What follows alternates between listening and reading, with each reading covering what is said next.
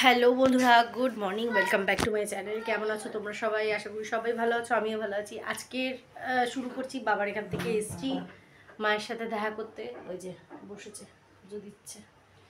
তো এই হ্যাঁ, কি কি ধূপটা জ্বালিয়ে দেবো? কি বলো? আচ্ছা, তো এই বসে আছি, গল্প করছিলাম একটু। বাবা কচুরি নিয়ে এসেছিলো।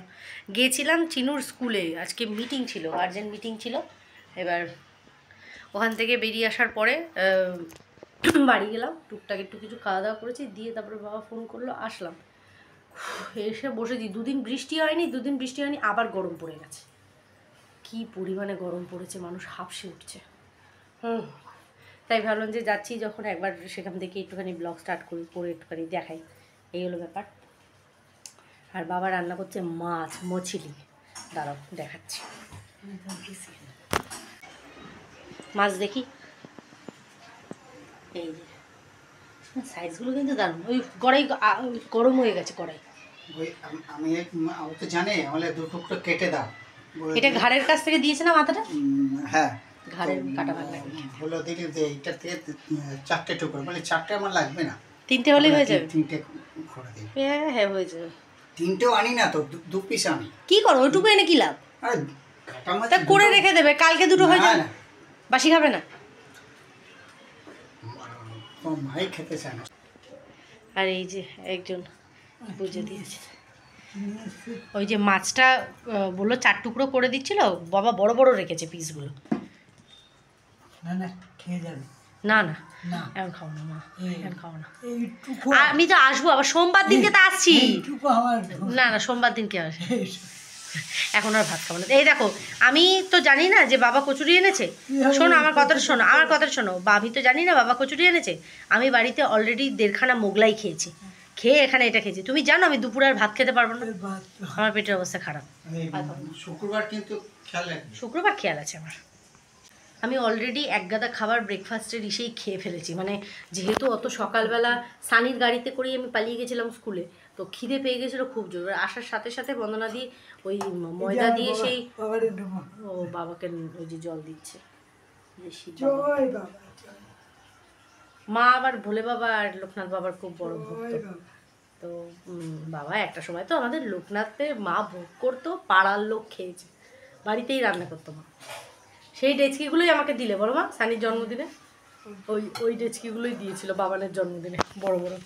তো যাই হোক, এবার সেই ময়দা দিয়ে ডিম দিয়ে সেই গোলা রুটি মতন মোগলাই তুমি যেটা শিখিয়েছিল ওটা বানিয়েছে, ওটা খেয়ে নিয়েছি 1.5খানা। এবার ওগুলো একটু ভারী হয়, তার মধ্যে বাবা কচুরি এনে রেখেছে। এসে এখন আরও 3-4টে কচুরি খেলাম। আমার আজকের মানে খাওয়া শেষ। ভাতটা আর এখন করলো, চিন্টুও খেলো। হ্যাঁ, এই হলো ব্যাপার। চিনুর তো স্কুলে গিয়ে এমন একটা অভ্যাস হয়ে গেছে, 7 সকালবেলা উঠে বসে আছে। কী হলো তুমি উঠবে না, কী হলো তুমি উঠবে না করে 7 সকালে জ্বালিয়ে খাচ্ছে, জানো? সানিকে আমাকে দৌড়াদৌড়ি করেছে, ফুটবল খেলে না। ঠিক আছে, চেহারা মাংস হাড় থাকলে মাংস গজিয়ে যাবে একদিন না একদিন। আমি কি রকম রোগাছিলাম মা, আমি বিয়ে কেমন হাড্ডি গুড্ডি, আমার গলার পাজরা বেরিয়ে থাকতো, আর এখন মোটা হয়ে গেছে।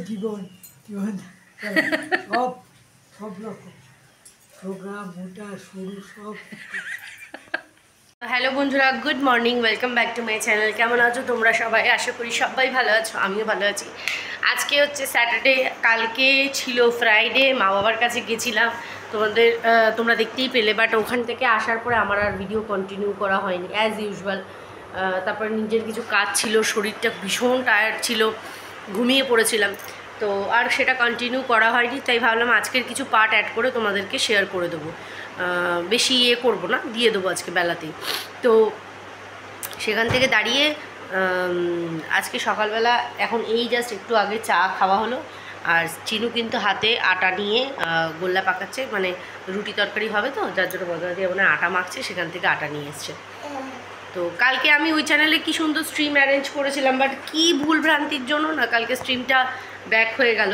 মানে কিছু কথা বাকি ছিল, সেগুলো হয়নি। আশা করি আরেকদিন সেই স্ট্রিমটা নিয়ে বসতে হবে, কিছু কথা তো অবশ্যই বলতে হবে। বেউকালানো হয়ে গেছে, যাই হোক। তো এই হয়েছে ব্যাপার। চলো টুকটুক করে যতটুকু পারবো তোমাদের সাথে শেয়ার করবো। আজকে যাওয়ার আছে আমার কিছু রিপোর্ট আনার জন্য আর কিছু টেস্টের জন্য, সেগুলো তোমাদের সাথে শেয়ার করব। করার পরে তারপরে ব্লগটাকে কন্টিনিউ মানে রেখে খানিকটা অ্যাড করে দিয়ে আমি পোস্ট করে দেবো, আর তারপর থেকে বাকিটা করে আবার নেক্সট ডের জন্য করবো, ঠিক আছে? তো চলো সঙ্গে থাকো, দেখতে থাকো।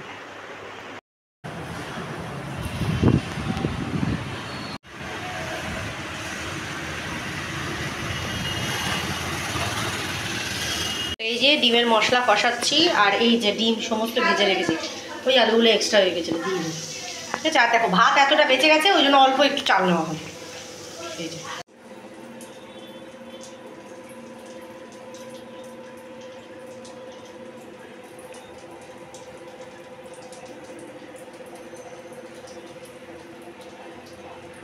ওয়েদারটা দেখো,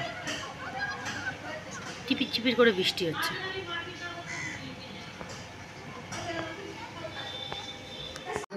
তো এখন বসে আছি আমি আর বাবা, এই যে বাবা বসে আছি। ব্যাক ক্যামেরায় আমি কিন্তু তুলছি, ফ্রন্ট ক্যামেরায় হেজি হয়ে গেছে। এখন লাইট চালাবো না, আমরা সিনেমা দেখছি এখন, আমরা এখন ক্রিয়েচার 3D দেখছি। দেখো এবার ব্যাকগ্রাউন্ড মিউজিকে যদি এখন কপিরাইট এসে যায় তাহলে সেটা পরের কথা, তাহলে আমি দিয়ে দেবো, কি বলে ওটাকে, ভয়েস ওভার দিয়ে। তো বাচ্চারা খাবে একটুখানি টপরেমন ওগুলো অর্ডার করেছি, আসুক বানিয়ে দেবো, তারপরে সন্ধ্যাবেলা টিফিন, ঠিক আছে? সঙ্গে থাকো। তো এই যে ম্যাগি নিয়ে বসেছি, আমিও একটু নিলাম, ওরাও খাচ্ছে। না করেই শুয়ে পড়ছিলাম।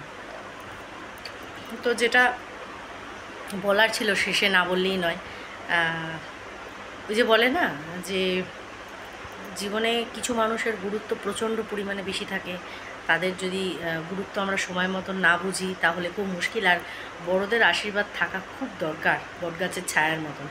তো আজও যখন রাস্তায় বেরোই, তো সেখানে দাঁড়িয়ে মানুষজনরা যারা পাড়ায় রয়েছে তারা প্রত্যেকেই কিন্তু এখনও বাবুর নাম এক নাগাড়ে নেয়। যে লোকে বলে যে রাজা চলে গেলেও রাজত্ব চলে, হ্যাঁ, কিন্তু এখানে রাজা ছাড়া যে রাজত্ব কত কঠিনভাবে চলছে, কারণ তাদের একটাই বক্তব্য যে খুঁটিনাটি ছোট ছোট জিনিসের জন্য বাবুর কাছে সবাই আসতো, এটা ফ্যাক্ট, এটা পাড়ায় সবাই জানে। আর বাবু তাদের সেইভাবেই উপকার করতো বা হেল্প করতো। আর আজকে বাবু হঠাৎ করে চলে যাওয়াতে খুব সমস্যা হয়েছে মানুষের। এটা আজও যখন রাস্তায় বেরোই, মানুষ বলে না ভালো কর্ম করা থাকলে তোমার মৃত্যুর পরেও কিন্তু তারা মনে রাখে, আজকে সেইটা। প্লাস তার সাথে সাথে যখন বলে কাকিমারা যে রিপা দুর্গাদা কিন্তু বড় বউয়ে খুব খুশি ছিল, মানে আমার কথা বলতো যে রিম্পাকে বললে পরে রিম্পা কোনো কথা না বলতো না। এগুলো না অনেক বড় পাওনা, জানো তো। ওই কী বলবো, এখন বলতে গেলে বেশি হয়ে যাব। তো যাই হোক, ওরা ঘুমিয়ে পড়েছে, মিস্টার ঘোষেরও খাওয়া দাওয়া হয়ে গেছে, আমি জাস্ট ফ্রেশ হয়ে ঘরে আসলাম, এবার শুয়ে পড়ব। এটাই বলবো যে যতক্ষণ বয়স্ক মানুষগুলোর সঙ্গে আছে তাদেরকে ভালোবাসা দাও, তাদের সম্মান দাও, দেখবে জীবনে অনেক শান্তি পাবে, এইটুকু। আর সানি কন্টিনিউ নড়ে যাচ্ছে, ওর কিছুতেই ঘুম আসছে না। যাই হোক, চলো সবাই খুব ভালো থেকো, সুস্থ থেকো।